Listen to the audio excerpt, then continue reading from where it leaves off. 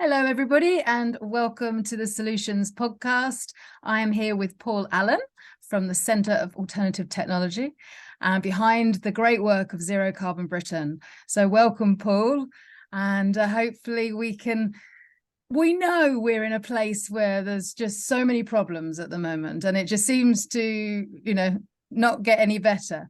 But the whole idea of, the Solutions podcast is for us to start saying, well, okay, we know the solutions, we know what we can do. So I know that how many COPs, or, I shouldn't say failed COPs, but there's been a lot of talking and not a lot of action that have you seen during your time working in this area? Well, I think if we look back to when CAT started in 1973, so next year is the 50th anniversary of the first foot on the site. Wow. What we were saying at that time of rethinking the relations between humans and technology and land and soil to make it work better for the citizen, but within the limits of the planet, was a minority viewpoint, should we say, in the 70s. But what we've seen over that time is a massive transformation, and how so many things now have become normal, that it is quite uplifting. It's going to be really interesting to look back over the 50 years, next years, and talk to some of the early pioneers. It was founded by Gerard Morgan Grenville, who took a sabbatical, traveled across America, went to fascinating places like the New Alchemy Institute, and came back to the UK saying, well, we need to set up something like that here, ahead of the curve thinking.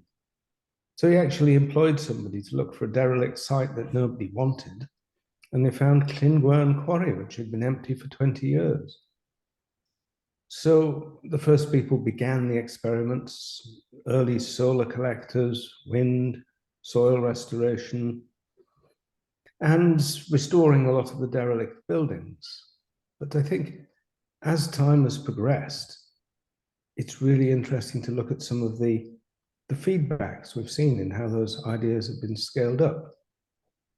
But very early on, they recruited an engineer, Dr. Robert Todd from the University of Southampton, who actually did the numbers behind all of the experiments. And that was pulled together in a report called An Alternative Energy Strategy for the UK, which was sent to Tony Benn's Ministry of Energy in 1977. So yes, we've seen some big changes. So yeah, I mean, that's amazing. 50-year anniversary of CAT. And I mean, it really has been a kind of a leading voice in the movement for such a long time. And, although I think many of us feel that we just keep banging on about the same thing and we're not going anywhere, I think that will be really good to see that recap of, yes, we can think that we're not moving and we're not moving fast enough, but it's good to see that the little steps that we have achieved, especially it seems to be speeding up over this last decade. I think so. So what's your, let's think of a kind of a vision of the future. And, the solutions are all there. They're all around us. We know what we could be working on. And so in order of priorities, what do you think that we could be focusing on? Personally, I think it is the power of a positive vision to change hearts and minds. Because around about 2005, as the CAT was becoming aware of the serious nature of climate change, we went back and we read that original alternative energy strategy and thought, how does everything that we have in 2005 fit together into a positive vision? So we started a project with the master's students that we have here called Zero Carbon Britain. And what it does is it crosses the yawning chasm between politics as usual, and we just don't think of politics as usual as a barrier. The key constraint is the physical realism of how much energy, how much powering down can we do, how much powering up can we do.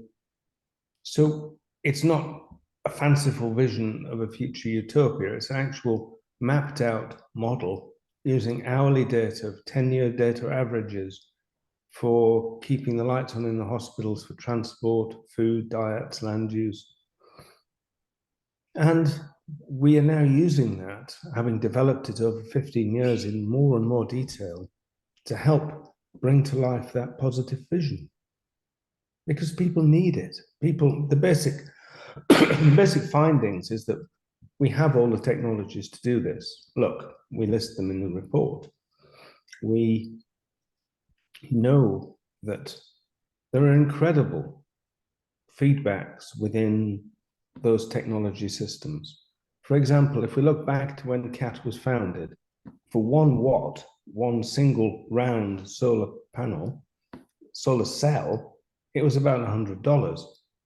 And now it's a matter of cents because more people bought it. So it got scaled up in manufacture. As it scales up in manufacture, the costs fall. So it becomes viable in more applications that aren't just satellites. And then that continues to feed back on itself, crosses a crucial tipping point where it can compete in the market. And then the number of installations has gone up drastically. And the vast majority of new energy being installed around the world is renewables because of the incredible cost falls.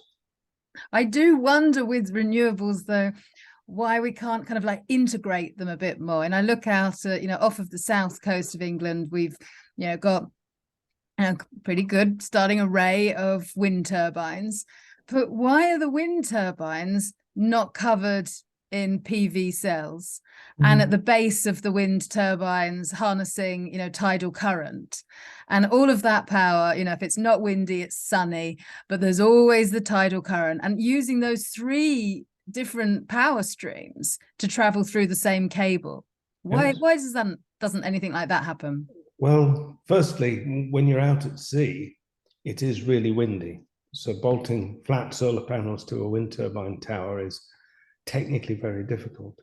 But looking at what's triggered these cost falls, it's the kickstart subsidies, particularly in wind, onshore and offshore wind. But what we haven't seen is the kickstart subsidies for wave and tidal. So they're maturing, but they're not at the point that wind is. I mean, the fact that we live on an island, it would seem like a no-brainer, really. Absolutely, absolutely. And one of the first things that came out of the initial Zero Carbon Britain report was the Public Interest Research Group did the offshore valuation report, looking at what is the value for scaling up offshore wind. And that has happened enormously. And there's huge potential because we are at the Wild West windy fringe of Europe. So if we were to do the Zero Carbon Britain modeling for Egypt or Greece, it would be a very different mix. But because I think we're the Saudi Arabia of offshore wind. Yeah, that's a good way of putting it. But what about all the tidal and the currents? And, why are we not using more water power? Well, exactly that, because we haven't invested in getting those technologies mature fast enough. And that requires sort of strategic government investment. But the water power itself, of water falling down the hill, is mature. That's what actually powered lots of villages in Wales before the national grid came. And there's a project called Energy Local in Bethesda, where they've got a community-owned hydro system that feeds electricity into what they call a virtual private wire network. It's all of the consumers within the same substation. And that's producing, I was looking at BBC analysis, it's 25% lower bills. Or even looking at Scottish islands that have got their own renewable systems that aren't connected to the grid, well, their bills haven't gone up at all. So I think dealing with rising energy costs, which is driven by rising fossil fuel costs, makes renewables even more competitive now. And what about small-scale hydro on rivers? Perfectly feasible. But there's a fair amount of planning applications and environmental impact assessments that you have to do, but that's not insurmountable. Our experts have got that expertise. One of the first books CAT published was Water Power in the Dovey Valley, where somebody mapped out all the old water supply systems that used to generate electricity for a farm before the grid arrived and estimated the large amounts of energy we could add to the local grid if they were all rebuilt. I mean, there's still, and most villages all still have mills. And they're just some nice fancy house now, but they're there still, and the holding ponds are still there, and the infrastructure is almost kind of there waiting for somebody to develop this more kind of like localized energy systems. And another kind of thing really question I wonder is, how could we make it kind of mandatory that all roofs over a certain size, I mean, this comes from government, but if we were to say that, yeah, okay, any roof over a certain size must be covered in solar, this could be like a simple way of kind of getting it going. Yes, we need legislation that all new homes that are built to a zero carbon, high insulation standard with solar PV, because we're still building houses that will need retrofitting. So, and capturing of water. I mean, we've got a real problem. Actually, Horsham district, where I am, is in a critical state. It's the worst state in the whole of the country. And so now they've stopped all buildings because they've got to work out this water neutrality report on how they're going to go forward, because they were planning thousands of homes, but there's just not the water storage in the south of England. And you think that's crazy, and then seeing how you could double it up, it was very inspiring. In China, they had an old coal pit which was flooded as a water storage, and then they covered it all in floating solar panels. And you think, well, what a brilliant idea, because it stops evaporation. And instead of using land, you're using floating solar panels. It's these are the solutions we want to hear more about. Absolutely.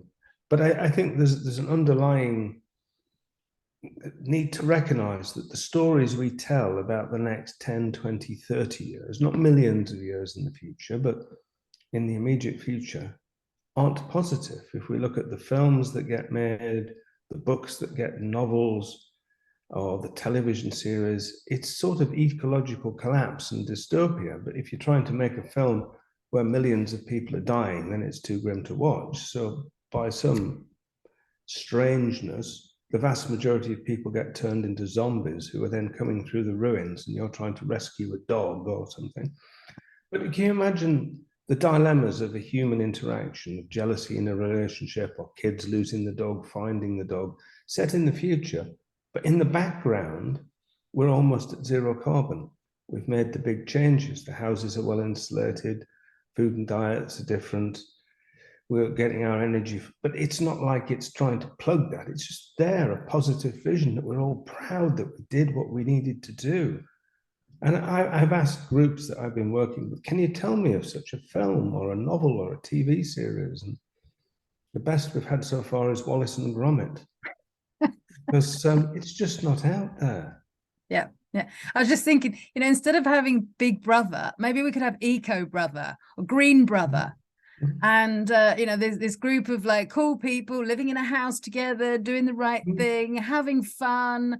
And how do we kind of get this across, that it doesn't have to be that we're all going to starve on lettuce leaves, and but creating that vision, or this it's always kind of like still this either anarchists or protesters.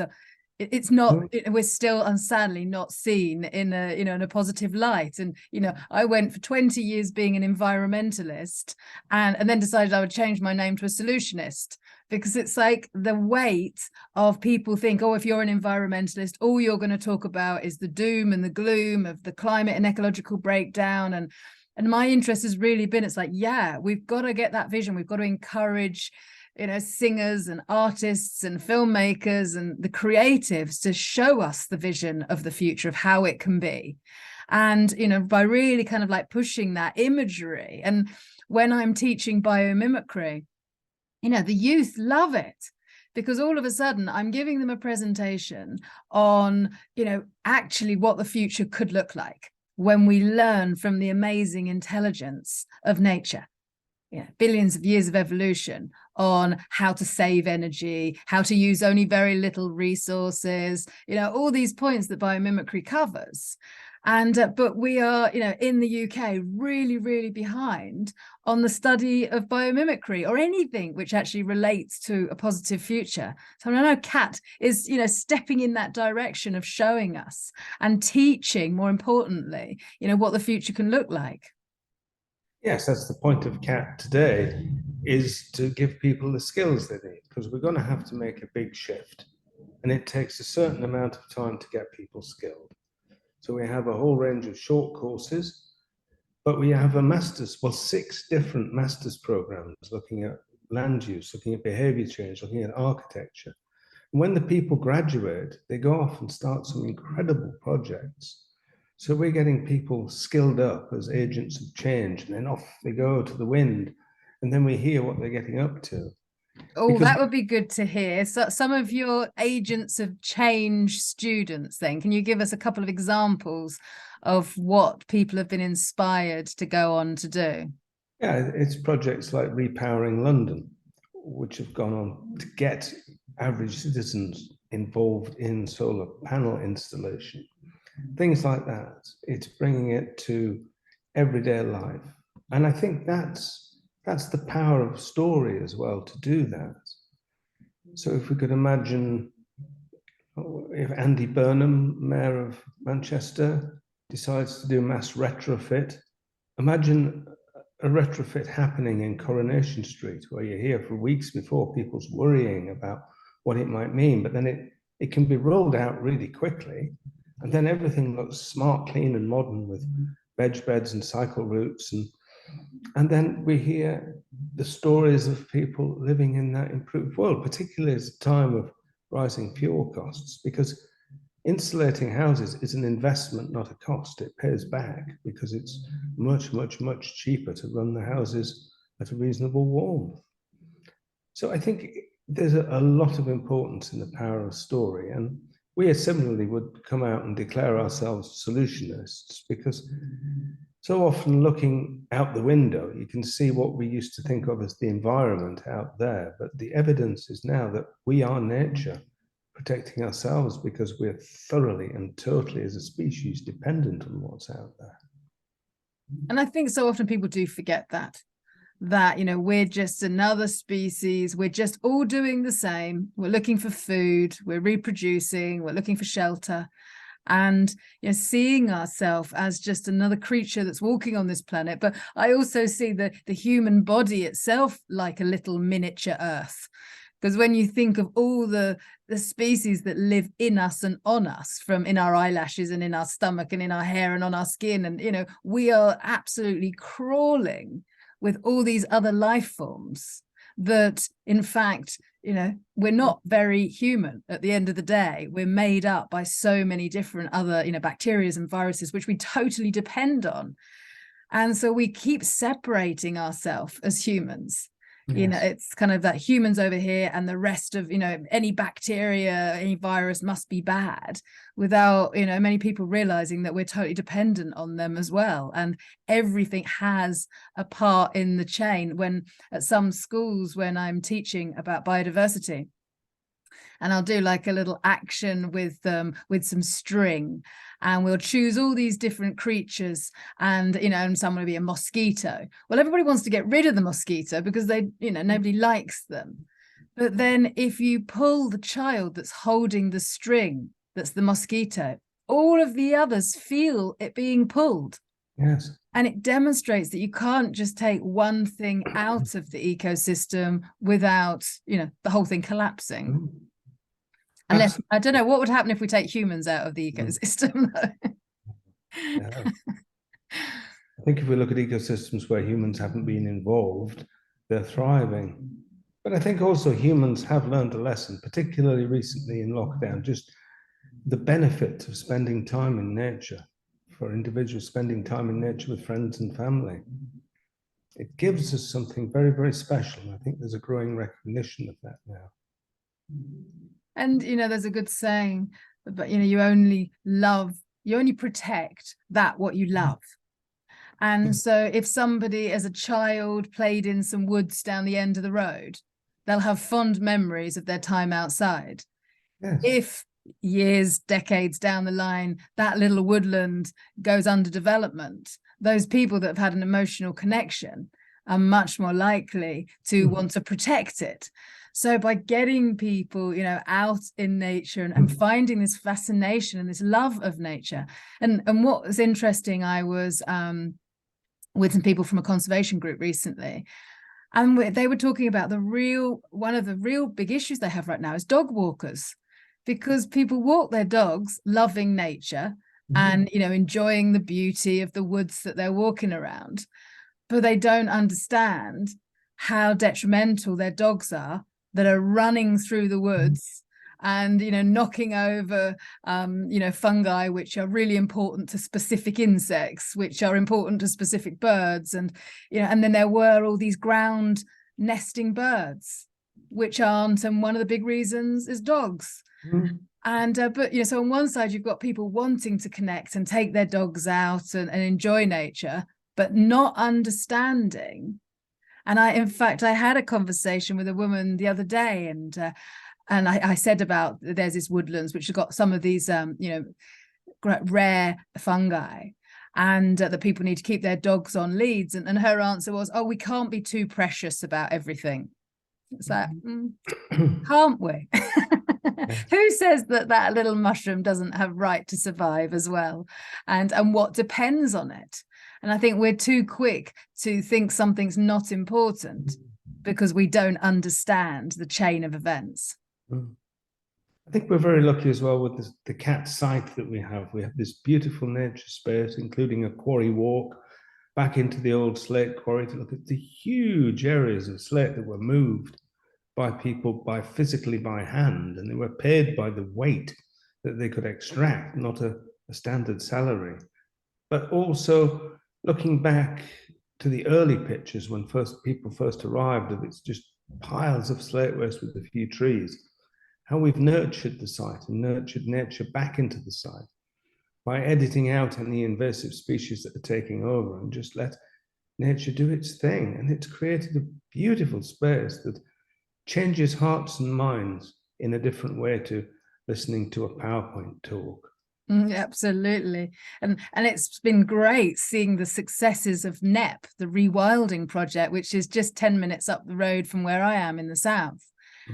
And of them just deciding that farming wasn't working. They were in real debt as farmers. It was, the soil there was not good soil to be farming. It was too heavy clay. Yes. So then to just decide they were going to just sit on their hands and allow nature to do its thing and see what happened. And there's been incredible success stories, much more than anybody that are involved in the project could have imagined. So, what happens when we allow nature to just bring itself back into balance and step back. Yes. So it's, I think that, councils even are starting to see that, there needs to be this way of like working and bringing nature into part of the discussion within local organizations. And particularly the pioneering projects that have been going for 10, 20 years are absolutely invaluable seeds to us now, because if you take a house and you retrofit the house and install a heat pump, you can estimate how successful that is within a few days, a few weeks of doing it. But if you're looking at a piece of upland that's been heavily grazed and then you re-tree it with the right trees in the right places, it can take years. Do you remember when we went up to Undergrowth and had a look at that housing co-op that had it's incredible what it had made, but it's taken 20 years for that to happen. That was great. The photos, the before and after. Yes. And I think that it's people learn best visually when you see something with your own eyes and go, oh wow, okay, that's the change that could happen. And so coming back to that, that what we were just talking about, the need for the arts and music and to show us that another future is possible. Yes, all across the UK there are people and places that recognize that we're not doing things right and have been doing experiments for 10, 20, 30 years. They're absolute invaluable live labs that are actually feeding back what does and doesn't work, what are the right trees in the right place. So we need to really thank the people who've done those projects. And organizations like Transition Towns and eco homes. There's a good initiative down here where a load of people that have kind of eco retrofitted their house, they open it to the public for the weekend, and they encourage people to all come through their homes and show them. Absolutely. Green Open Homes has done fabulous work where you just do your house, then you invite your neighbours in. Yeah. And so this is what it feels like, that so often people think that, oh, I'm just one person, I can't make a difference. It needs to be them, the government, the media, the corporations, they need to change. But we forget that, we are them, and we're the ones that support them. We're the ones that speak or don't speak to them. Interestingly enough, I was at the Great Resurgence event, the annual event, and Deborah Meaden, Dragon's Den businesswoman, she said that she speaks to a lot of big CEOs of big, we're talking Nestle, we're talking like massive corporations. And she said that they are always surprised how few people ever write to them. And they do listen to what the consumers want. And that, don't underestimate writing to them.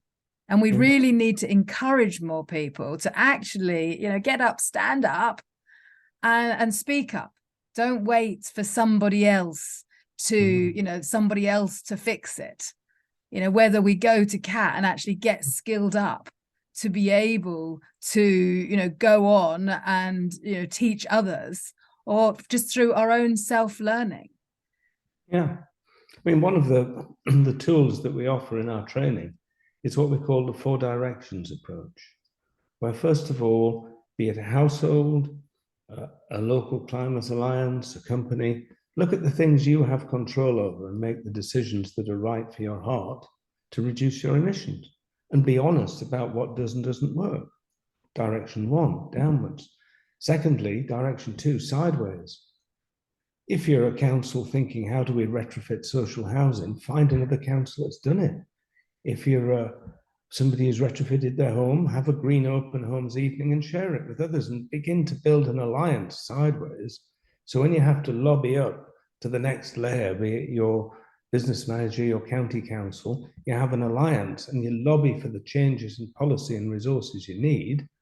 And then direction 4 is get the skills and the understanding you need to make the right changes. And all those 4 directions work simultaneously. And there's literally billions of people around the world doing that. So we need to feel that we are a collective organism working in these 4 directions around the planet. And we're not alone, worried, and trying to think about what we need to do. There's many things we can do. There's many people we can work with. There's many changes we can lobby for. And just choose the skills you want and get them so you can see the world differently. It's about people finding their own passions, isn't it? What's your interest? Is your interest in energy or transport or fashion or animals or whatever it is, and then finding others that are also interested in the same area as yourself, because you can't take it all on. And I think the feeling of overwhelm paralyzes people into inaction because there's just so much to do. And so this feeling of, well, I care about it all. And so we have to just keep narrowing it down and just saying, well, hey, let's just choose one thing at a time and just get with those people and take another step forward to creating the solutions in that area. But if you're lobbying for a, shall we say, a safe cycle route through a city or a large town, and you're trying to work out how to do it, if you go and visit another town that's done it, suddenly you can imagine it in your own town because you can see it in real life, or at least watch a 5-minute video about how they did it and what were the unexpected benefits. Yeah, I think that's a very good point, that we must learn from others. And those who've done it are very keen to share. But it's important we share what does and doesn't work honestly, because we've always had a phrase at CAT that failure is the compost of success. That's great. Failure is the compost of success. And that's it. If we are too afraid of failure, then we just don't do anything. We just sit there on our hands and wait. And now is the time that we just, we need all hands on deck bailing this boat. You look like you were about to say something there, Paul. No, I think it's also being honest about the lessons you learn from doing things, not trying to pretend it's like a car showroom where everything's perfect. We're learning. And we're learning from how we re-nature, we're learning from how we install retrofitting. And they're important lessons. And understanding those lessons means we can move on and learn from them. Yeah. Well, thank you so much for your time. And yes, I recommend everybody to go and check out Zero Carbon Britain and Kat's website, because there are so many signposts there as to where you can go for more information. Yes. And that's what we all, we're just like the ripples, which send the message out, and then you hear it, and then the next person, and that's what we can really hope for. And if you're creative, then help spread the vision of the future that you want to see, so that people can actually get it. Absolutely. Thank you very much. Thank you, Paul. And until next time. Bye-bye. Bye-bye.